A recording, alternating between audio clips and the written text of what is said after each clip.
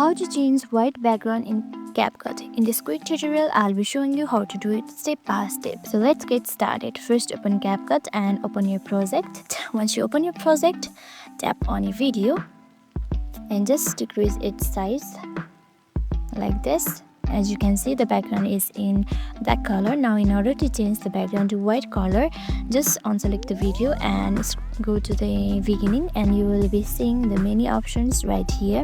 Just scroll to the end and you can see the background right here. Tap on background, tap on color. Here select the white color. As you can see, the background has been changed to the white color. Just like this, you can change any background to white color. Now in order to change this white background to another color, just simply repeat the same process. Tap on color and choose the color from here, whichever you prefer. Let me choose this gray one. Once you are happy with it, tap on export. And that's it. I hope this video helped you out. If it did, don't forget to like, subscribe and hit the notification bell for more videos like this. Thank you for watching.